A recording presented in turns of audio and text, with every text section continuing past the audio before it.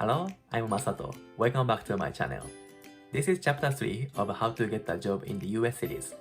In this series, I will teach you every step you need to take until you get a job. If you haven't watched the previous videos, please check them out. In chapter 1, we have learned how to visualize what you want. And in chapter 2, we learned how to find what you need to get a job. In this chapter 3, we will talk about prepare for it. I will talk about the things you need to prepare for to get the interview. Are you ready? Let's get started. I will explain what you have to prepare for to get your interview in this chapter. I previously said I will talk about 4 important things in this chapter, but I made it simpler, so we will learn 3 important things to work on to get the interview. Those are in this diagram. The key items to work on to get your interview are experience, profile, and network. You should not miss any of these to get an interview and to get a job. I will explain why these are important and how to prepare for it individually. First item is experience. Having experience is important because employer wants to hire someone with relevant experiences. They don't train you from zero experience, so if you don't have the experience they want, they will not even invite you for the interview. So preparing relevant experience is very critical. Are you wondering what experiences you should have? You already have your answer in your What I Need list you created in the previous video. If you haven't made it yet, please check the video.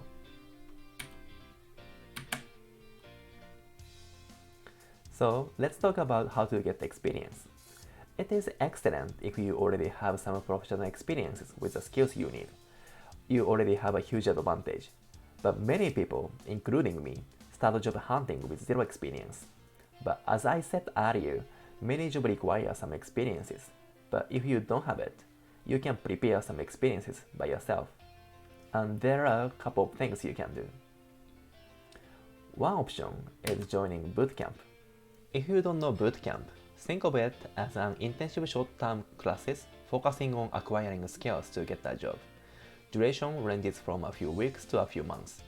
You can Google your desired job title plus bootcamp, such as Data Scientist Bootcamp or Project Manager Bootcamp, etc.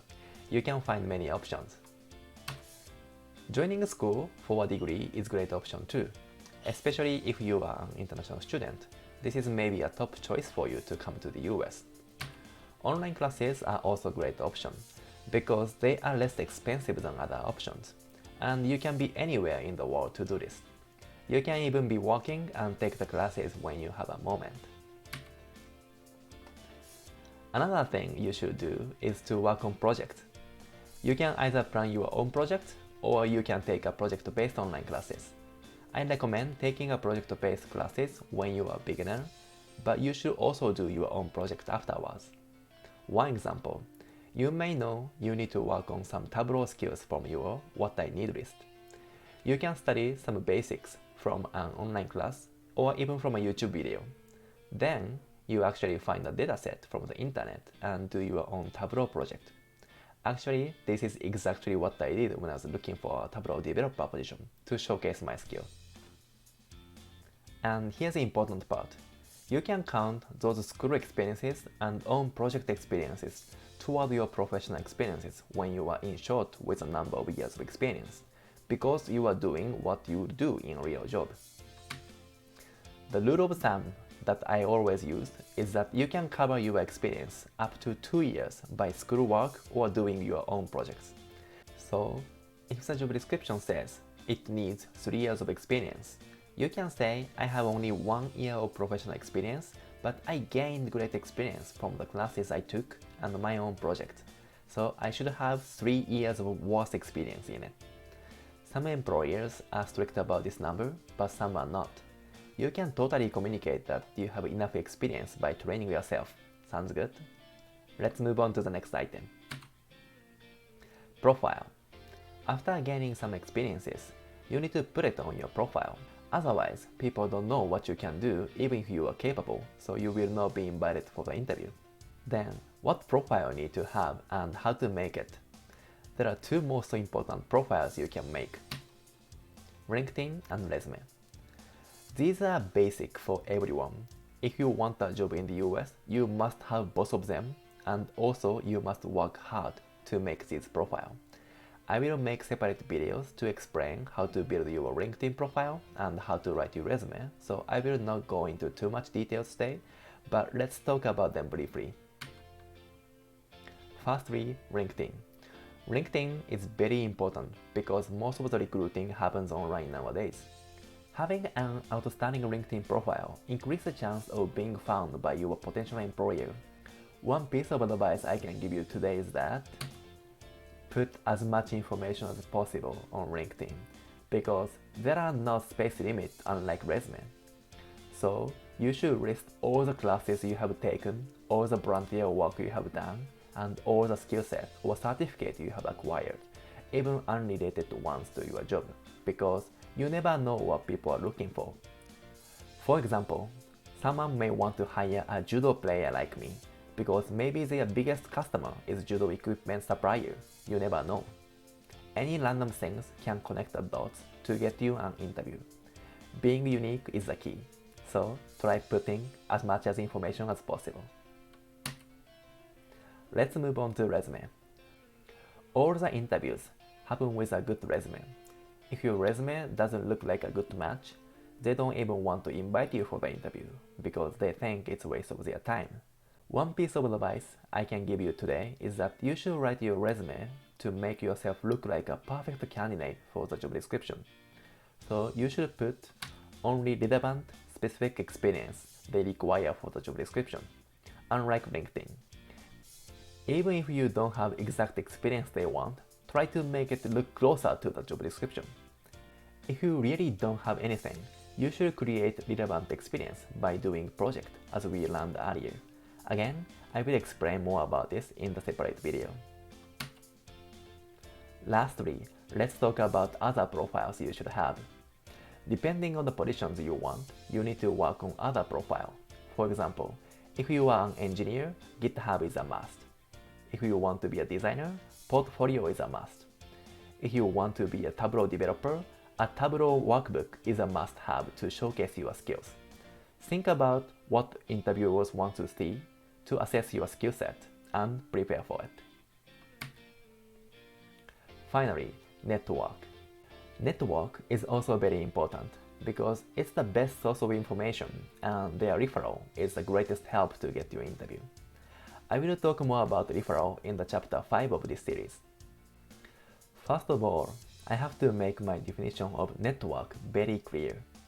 Network is not someone you are connected on LinkedIn or someone you have their business card with.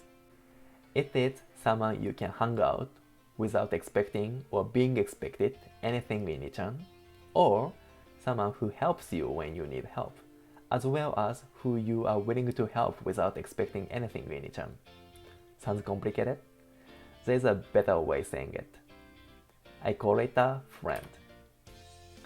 It's a very good word to describe this relationship. Why is that? Why do you have to be a good friend with your network? Because people don't want to help you if they don't know about you very well.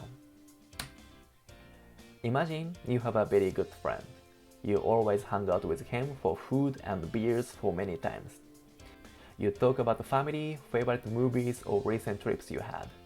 And one day your friend is looking for a career change and he is working really hard on it. If this happens, don't you want to help this friend even if he doesn't ask for it? I want to help my friend.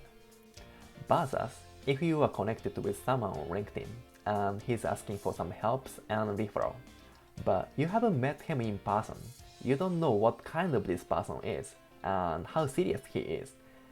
If I have to choose, I want to help my friend first because I know he's a good guy and working very hard on it. But I don't know the other guy on LinkedIn. Did you get the difference? So sending a LinkedIn request is not enough to make network because you don't know about each other well. Having a coffee chat with someone for the first time is better, but still not enough to call it as your friend because you don't have a personal bond yet. You should ask the person out for lunch or something and talk about hobbies or family and not about his job. Know the person well and enjoy being together. Then, now you're a good friend, hopefully. This is a real network. Believe me or not, successful people are all nice, and they are all surrounded by nice friends. This is not something you can get in a day, but something you build over months and years. I will make more detailed video about networking, but this is the most important basic. Then where do you meet your future friend? There are many places you can meet new people. Firstly, Meetup is great. There is a website called meetup.com and you can find a variety of meetups. You can attend formal ones like data science meetup if you want to meet professionals in the field. But one caveat here is that it is a little hard to make friends in this kind of meetup because everyone is super serious. I attended some, but I personally didn't like it so much. Instead, you can find casual ones like football meetup or happy hour meetup. You can just hang out and meet nice people. You'll find professionals there anyway. Just people are a bit drunk in happy hour meetup, but it's okay. Or maybe it is even better. Another thing you can do is that you can meet your friends' friends. If you like your friends, maybe they have other good friends. Try going to someone's birthday party or trip or just get a meal together. Next, neighbor. I often say hi to my neighbor and make friends with them. I find a lot of good people around me. Maybe you just don't know them yet. Next, you can even talk to strangers, like people you meet in a gym or server at your favorite restaurant. You may find a lifelong friendship. Joining club is great too. Sports, game, cooking, traveling, anything you like is okay. If you have shared interest, it is easier to get to know each other. Now, it's still in the middle of pandemic, so going out is not as easy as before, but there are many online meetups you can join. Please check meetup.com. I put a link in the description. So, we understood what I need to work on to build experience, profile, and network. Now it's an activity time again. I created what to do list for you to keep track of the item you need to work on to get the interview. The link for the template is in the description below. And I want you to keep doing this as long as you are looking for a job. I recommend updating this every month because you should keep improving yourself. Let's look into this. In this top section, you will write what experience you will work on. You can write things like finish an online Python class or start a machine learning project with R if you are trying to be a data scientist. Again, these skills you work on should be based on what I need list you created from the previous video. And second part is this section. After you have worked on your skill, you have to make sure that these skills are on your profile, otherwise people cannot find you. Again, you should update your LinkedIn and resume. And also additional profile for your desired job. And lastly, network. You can write things like go to Masato's birthday party or say hi and become friend with my neighbor, and if you are done, strike through the item. Again, I recommend doing this once a month until you get a job. Great, this is end of the presentation. So let's recap what we talked about today. The main topic was you should prepare 3 things to get an interview. Those 3 things are experience, profile, and network. You should keep working on these items until you get a job, and you should make use of what to do list that I talked about today. I recommend doing this activity once a month. Congratulations, this is end of chapter 3. In the next video, I will teach you some useful strategies you can use to get your dream job. So please take some time to work on your what to do list and stay tuned for the next video. Thank you for watching. If you like this video, please hit the thumbs up and subscribe button. Your comments and questions are highly appreciated too. It helps me a lot to keep posting new videos in this channel. Also, please don't forget to follow my SNS accounts. You can find the links in the description. Thank you for watching. See you in the next video.